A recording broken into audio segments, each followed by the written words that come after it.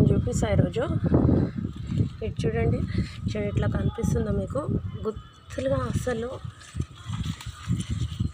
ఎటు పక్కలా చూసినా కూడా రాజమాకాయలే.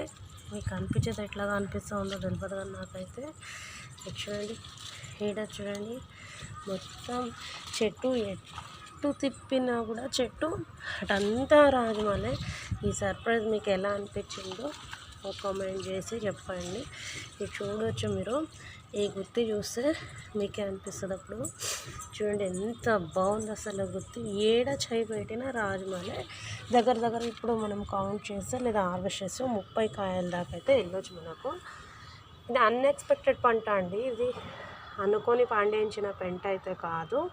నేను కంపోస్ట్లోకి వేసిన విత్తనాలు మొలకెత్తి నాకు ఇచ్చిన ఒక సర్ప్రైజ్ గిఫ్ట్ అనమాట. ఇది కావాలని అయితే పెంచుకోలేదు. ఇది కలర్ ఎలా ఉంటుందని చూపిస్తాం మీకు. ఇది చూస్తున్నారుగా, ఈ కలరు, ఈ పర్పుల్ కలర్లోనే ఇత్తనం అనేది వస్తుంది. ఇది హార్వెస్ట్ చేసినప్పుడు మళ్ళీ చూపిస్తాయి. ఏమైనా పురుగులు తింటే చూపలేను కానీ హార్వెస్ట్ చేసినప్పుడు మళ్ళీ అయితే చూపించే ప్రయత్నం అయితే చేస్తానండి మీకు. ఇంకోటి కూడా చూపిస్తా. కుదురులుగా పెరిగిన బచలి తీగ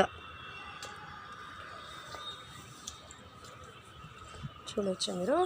తర్వాత మరొక సర్ప్రైజ్ ఏమంటే కర్బూజా పండు కాయ పిందె వేసింది కానీ ఇంకా పెద్దగా అవ్వాల. చిన్న పిందె, పెద్దగా అయితే ఇది కూడా చూపుతా. పురుగు పడితే ఏం చెప్పలేను. ఇంకా చిక్కుడుకాయలు కూడా ఉన్నాయండి. ఆడొకటి ఈడొకటి 3 చిక్కుడుకాయలు కూడా తీగకున్నాయి. Thanks for watching.